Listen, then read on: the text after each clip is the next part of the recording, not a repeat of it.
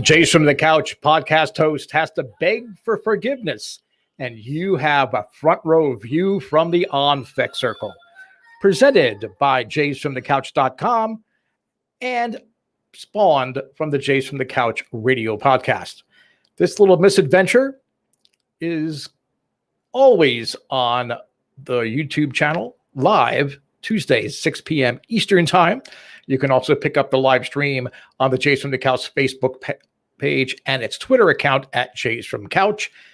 This is just but one show you can pick up on the YouTube channel. There is the Mothership podcast, Jace from the Couch radio podcast, hosted by our senior editor, Sean Doyle. Quite often, it's just us couchers hanging out there, talking with Sean, trying to figure things out. But then we have special shows like we had this past Saturday, a trade deadline wrap-up, where we brought in somebody from Twins Daily.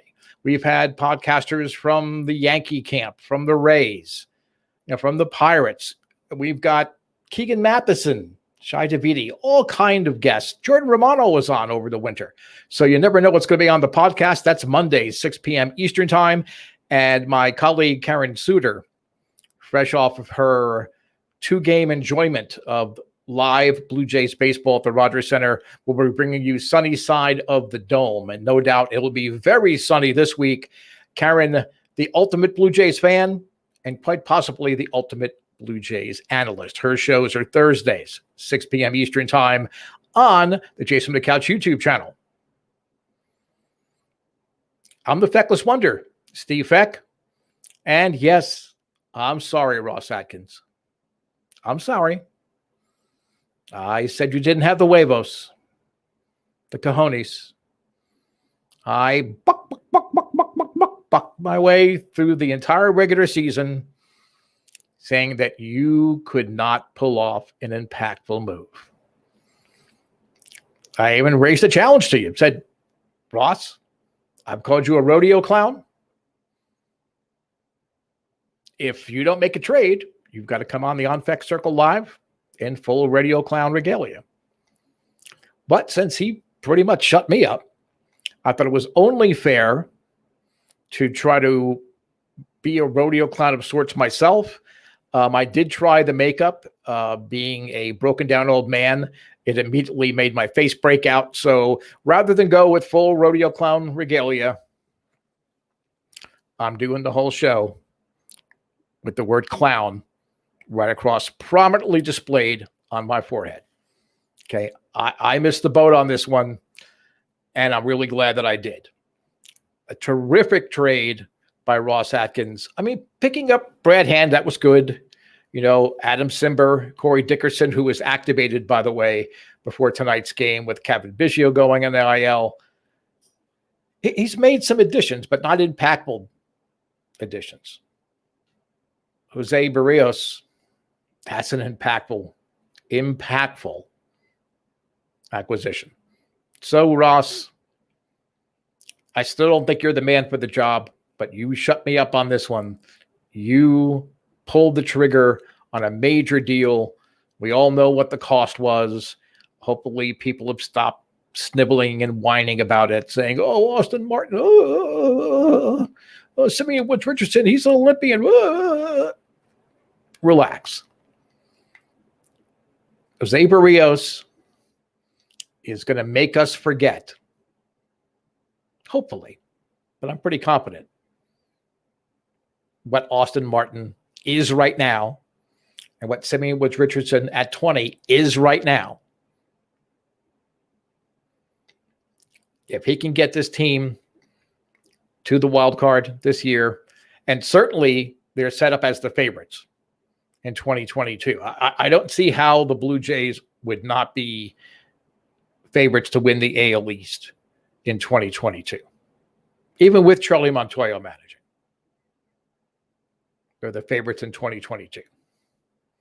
And today on JFtC.com, our senior editor, Sean Doyle, had a piece up that basically said, the front office has kept its promise, kept its word to its fans. And this trade, the trade deadline Friday deal for Barrios, really is them keeping their word. And it doesn't matter the motives behind the trade. I think some of it, honestly, I really believe it is a way for the front office. I think they would prefer maybe to have waited until this offseason. But with the opportunity to be playing games back home, playing true home games in the Rogers Center, I think it was just too good an opportunity to pass up. When Barrios came on the market, they stepped up to the plate, and rather than take one looking and walking dejectedly back to the dugout, they swung for the fences and they hit a walk-off home run. I understand Austin Martin, number 1 draft pick, 5th overall last year, $7 million signing bonus. Rogers can afford it. They'll just add some kind of secret fee onto your cell phone bill, and they'll cover the Austin Martin bonus. Simeon Woods Richardson, yes. Okay, he's a U.S. Olympian. He is a top 10 prospect. But a warning sign for me always is when a top prospect is traded twice. He was involved, a key piece in the Marcus Stroman deal, and now a key piece going to the Twins in the Jose Barrios deal. So if we're in the playoffs this year, if we're a wild card, do we care that Austin Martin and Simeon Woods Richardson are no longer Blue Jays? We really don't. We have all off-season to go back and debate all that, crunch all the numbers, do all the projections. We can do all that in the off-season, but bottom line is there'll be a playoff berth. Next year, when we win the AL East, and the Blue Jays are going to win the AL East next year, I don't care what the Yankees do in the offseason. The Rays are the Rays. They make deals that never seem to make sense, but always have them deep into playoffs. The Red Sox are only going to get better. All those things are true. The Toronto Blue Jays are going to win the AL East in 2022. They have the best lineup in baseball. It's only going to get deeper if they ever trade for a third baseman. And that's the only thing that they haven't done so far is found a third baseman. No offense, Santiago Espinal. You have been terrific. You are a great defender. I love watching you play third base. I don't know that I want to watch you play third base on a championship team or a team that's contending for a division. Your value is to be able to play all over the infield, play 2-3 times a week, late inning defense. You're going to be invaluable in that role. As a starting third baseman, you'll be okay.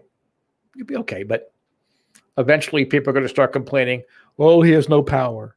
He doesn't drive any runs. He doesn't have WOBA or expected anything. Oh, we can't. He can't be our third baseman. That's all for another day. Right now, let's enjoy what just happened in this trading deadline. And I'm going to take a quote from. Actually, I'm not. We've talked the trade deadline to death.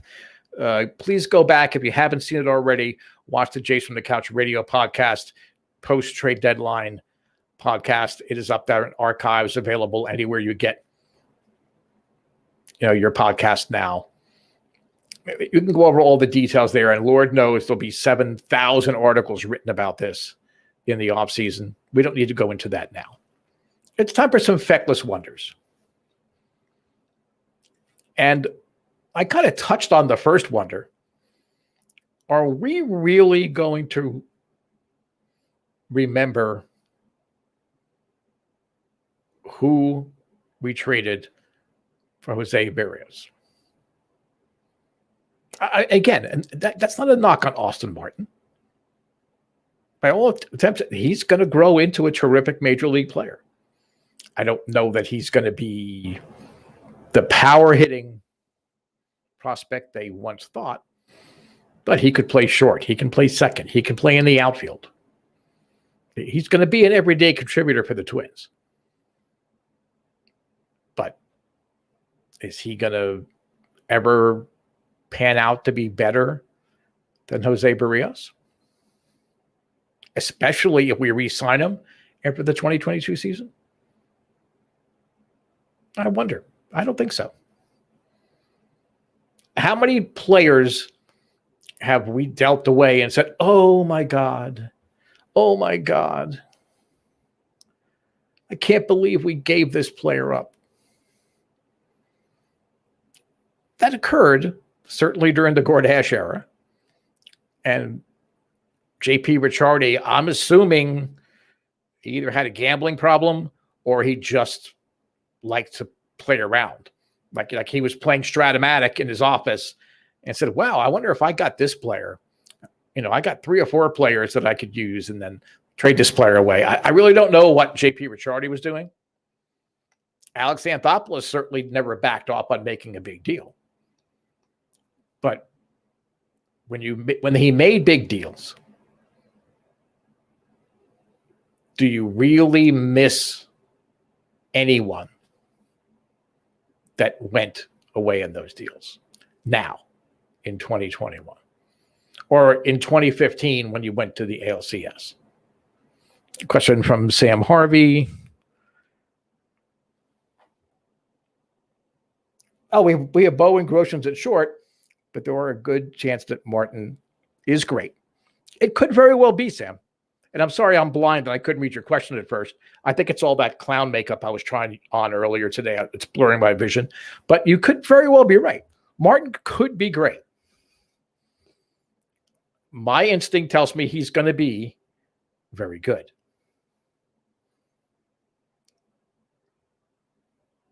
Espinal is going to be the starter next year. I'm torn on that, Sam, because I really think really highly of Santiago Espinal. Some guys, and again, to show my age, he reminds me of Bob Baylor, the original Toronto Blue Jay, first overall pick in the expansion draft. He could play everywhere. He played in the outfield to start, but then he bounced around the infield. He had a terrific major league career. He was always better when he was in a utility role. Okay. And if you think about who was traded away to get Espinal, Steve Pearce was he wasn't a major league star, but he was no Anthony Alford. He was a productive major league outfielder. Espinal certainly has the glove. He has the baseball acumen and the baseball smarts to be a major league regular. I just think, given the Blue Jays lineup, it may behoove them to get an established major league starter at third base. Use Biggio and Espinal to bounce all over the place, that old Bob Baylor role, and then really contribute and really be a main cog in a championship, pennant winning, division winning, whatever you want to say, team. I do not dislike Santiago Espinal. I don't think you win the AL East next year if Espinal is your regular third baseman. You do win it if he's playing some games at third, if he's resting Bichette at short, if he's resting Biggio at second. That's right, I didn't say Marcus Semien at second. I said Kevin Biggio at second. I think he will be an invaluable piece to a division-winning team next year, as opposed to being the everyday starting third baseman. Some will argue he's a platoon player. I don't know if I would go that far, that he's a strict platoon player. Like he's not like a Dave Magadan or someone that could only play, against righties or against lefties. But I really think eventually they will figure him out. If he played every day, we're coming off of the bench, his glove and his just general, almost like field commander presence in that infield. You feel confident when Espinal is in the field. You can't say that about a whole lot of Blue Jays. Certainly not the infielders. Bo is going to get better, yes. Okay, Marcus Semien has done a nice transition. He's not going to be here next year. But Espinal, you feel good. If you're going into the 7th or 8th or 9th inning and Espinal comes in to spell one of the gloves, you're going to feel better. It's almost like bringing a dominant closer in. I think Espinal can help seal the deal and make key plays when he has to. Thank you very much for your question, Sam. Any of you that are out there, don't be shy. Sean Doyle is behind the scenes here, making sure that I behave myself, number one. But number two, he's fielding well and hitting 305 so far. Again, I'm not taking away from what solid for an infielder. Absolutely. For the rest of this year, there's no reason why Santiago Espinal should not be the starting third baseman and get the regular reps at third base for the Blue Jays. I absolutely agree. I don't know that it's sustainable. He never really stood out in the Red Sox system. Everybody knew he could field. I just don't know if he has a consistent enough bat that season in and season out could be a regular third baseman. But, again, terrific points, Sam. And, again, just because you and I don't agree, or any of you out there and I don't agree, doesn't mean we don't want to get your questions. As your questions go out, Sean will get them up on the screen. I'll answer them the best that I can. But remember, I'm a clown. So you might not always catch on. And Sam, he makes it an excellent point. Why not Espinal? The biggest thing working against Espinal being the starting third baseman is that the Blue Jays actually have the financial flexibility to go out and get an established third baseman. And I'm not talking about Chris Bryant. I'm talking about somebody that might be controllable for a year or two, a Matt Chapman. There's a litany of infielders. The Pirates are going to have a whole bunch of third basemen and middle infielders because they're not going to unseat Brian Hayes, or O'Neill Cruz will eventually be up there. The Padres have a ridiculous farm system. So I think Espinal will just make himself into a valuable utility person. And I really think a championship team needs that. Every good team has that kind of player that can play all over the place. Who reminds me of? Reminds me of Garth Orge. And if you're young enough, don't know who Garth Orge is, look him up. He wasn't spectacular or flashy. Neither was Rance Mulliniks, really. But they were the ideal platoon third baseman type of deal. But they were the kind of players that you knew were going to make the plays, weren't going to run out of outs on the base pads, and hit well enough, and always in key situations that they kept a major league job all through those early 80s and mid 80s teams that were always in contention for the playoffs. Love the conversation. Love the back and forth. If you're watching this and you're not watching it live, if you do leave comments, we will follow up and we'll get back to you. We will, we want this to be a conversation. All of the shows, my show here, the On Fek Circle, Sunny Side of the Dome, as well as the main Chase from the Couch radio podcast. It's a conversation. It's not just us talking for the sake of talking. It might seem that way when I'm talking, for example, on my show, but certainly on the other shows, that's not the case. And we do welcome it. And Sam, thank you very much for the live debate. I don't think either of us are wrong. I think either way, the Blue Jays come out ahead, whether he's the starting third baseman next year or whether he's a utility person. I think it's a win-win situation. It's a nice position to be in.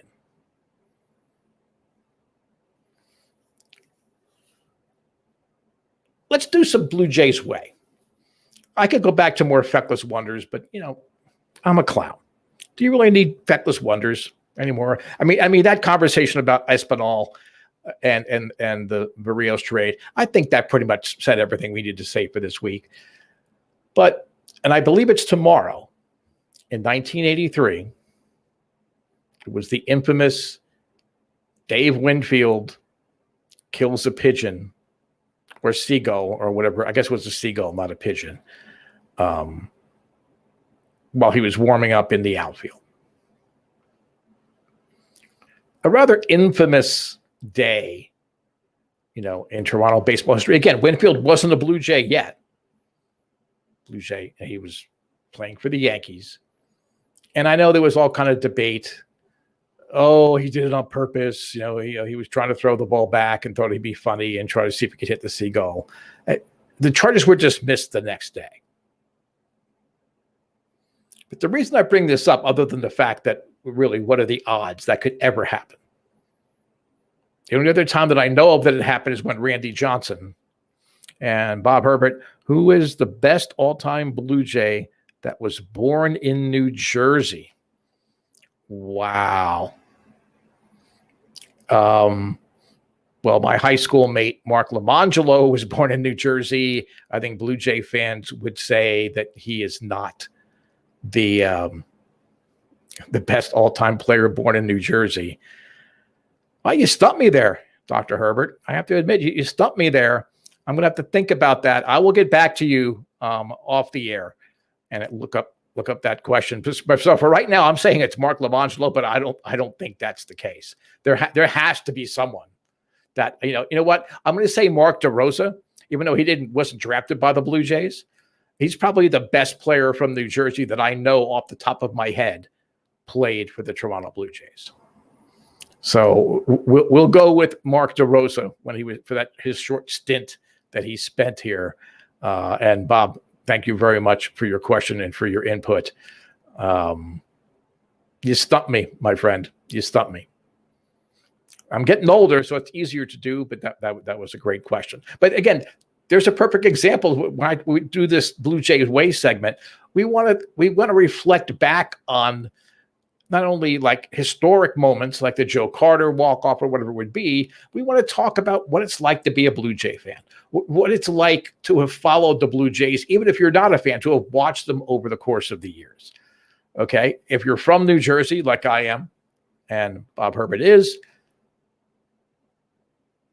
you want to brag on your state players. I would love to say it's Mike Trout. Mike Trout's an angel. Okay, you don't get a whole lot of Jersey boys, I guess, playing for the Blue Jays. So Mark DeRosa is going to have to carry the banner for us. But that's the great thing about the Blue Jays Way segment. But back to the Winfield situation. Of course, the Ontario Provincial Police overreacted. They met him at the dugout after the fact. They arrested him, took him in to be booked.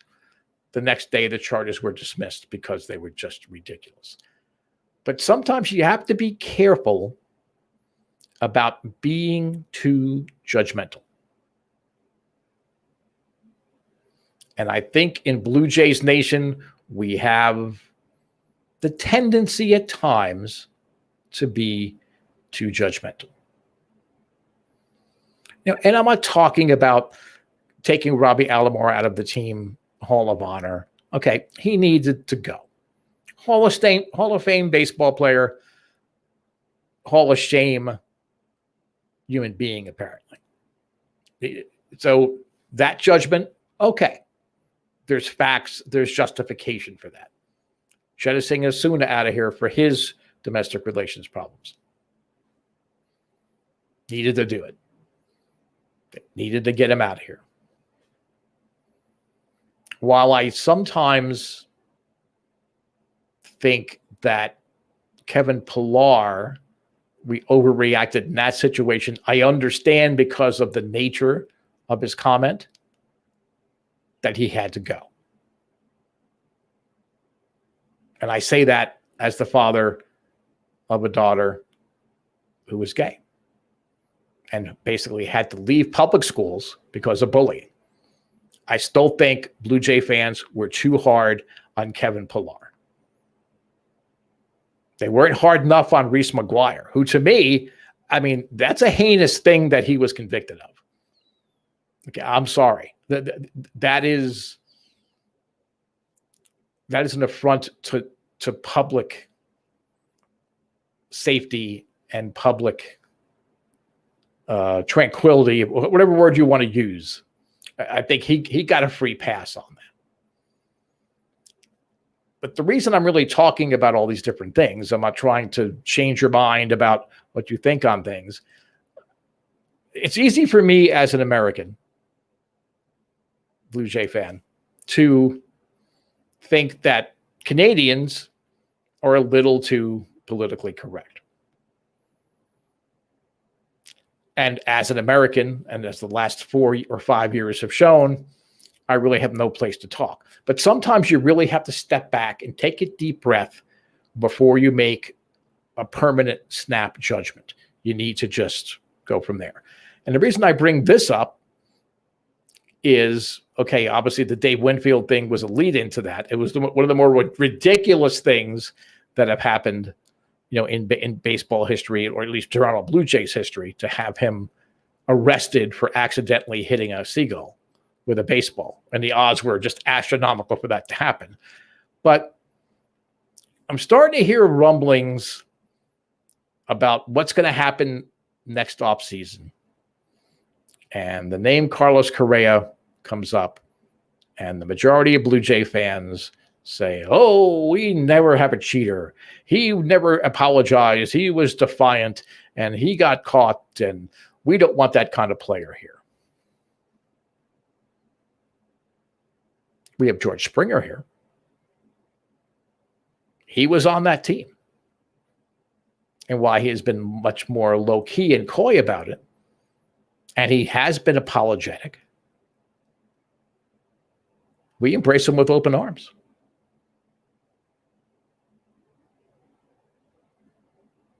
So you can't be so quick to say, oh, we can't have a person of the character of Carlos Correa on the Blue Jays. Look, they traded Marcus Stroman because he was too flamboyant or he was too outspoken. How'd that work out? Now, mind you, Marcus Stroman got us Jose Barrios because we got Simeon Woods Richardson in that deal. But I don't know that the fans were clamoring for Stroman to move on. I think that was more an organizational decision. So you can't just say, oh, I'm not going to get it, and then go back to Dave Winfield.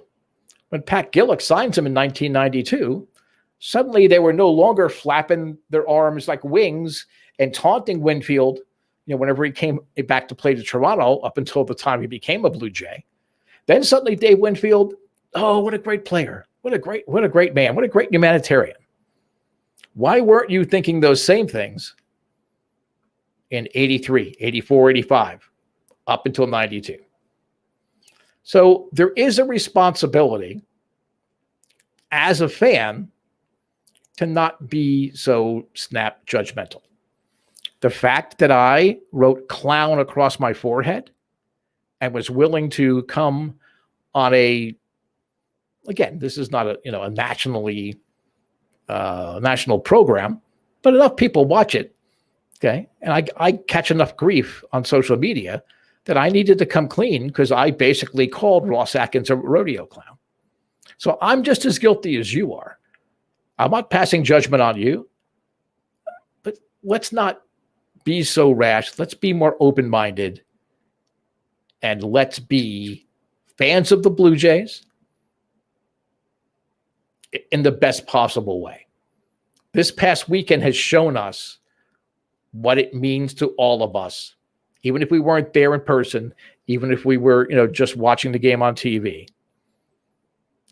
It shows the best of us as Blue Jay fans. So let's try to maintain that as we go forward and not just automatically dismiss someone. Carlos Correa could be the best Blue Jay acquisition ever.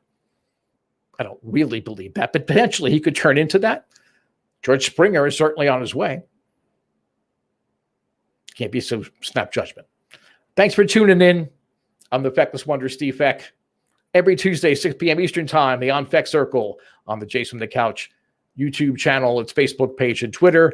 Make sure you tune into the radio podcast on Mondays at 6 p.m. Eastern Time. And coming up on Thursdays, Sunny Side of the Dome with Karen Suter, 6 p.m. Eastern Time, all of those same channels. Thanks.